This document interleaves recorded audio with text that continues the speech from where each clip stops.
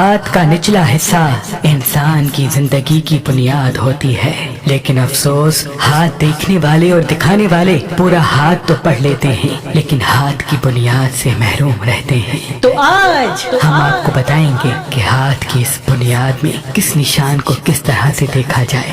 اگر کسی انسان کے اس نچلے حصے میں ٹرائنگل بنتا ہے تو یہ واضح اعلان ہوتا ہے کہ یہ انسان شہرت، عزت یا دولت کی اس بلندی کو چھوئے گا جس سے کافی لوگوں کا رزق جڑا ہوگا۔ ایسے انسان کو چاہیے کہ وہ اپنے وقت کی تھوڑی سی قدر کریں، کیونکہ ان کی وجہ سے آنے والی زندگی میں کافی لوگوں کے معاشی حالات بہتر ہوں گے۔ جس انسان کے اس آخری دائرے میں سیدھی سیدھی لکیریں زیادہ ہوتی ہیں تو یہ اس بات کا اعلان ہوتا ہے کہ یہ نظر، حسد یا بندش کا شکار ہوگا۔ تبھی اس انسان کو چاہیے کہ روز صبح پانی پہ چاروں کو لے کے ایک مرتبہ آیت الکرسی ایک مرتبہ دم کر لے اور پی کے دن کا آغاز کرے۔ انشاءاللہ وہ تمام نظر حسد سے اللہ کی پناہ میں رہے گا اور کاموں میں کامیابی اور کامرانی پائے گا۔ جس انسان کے ہاتھ کے اس نچلے حصے پر گول دائرے بنتے ہوں یا کوئی ایک گول دائرہ بنتا ہو تو یہ اس بات کا اعلان ہوتا ہے کہ ایسا انسان کسی بڑی اپورچونٹی کو اپنی محدود سوچ کی وجہ سے کھو دے گا۔ تبھی جب بھی کوئی اپورچونٹی آئے تو کوشش کر کے مشاورت کر لے اور جلد بازی کر کے کسی چیز کو حقیر نہ سمجھے، کیونکہ ان کا چیزوں اور کاموں اور لوگوں کو حقیر سمجھنا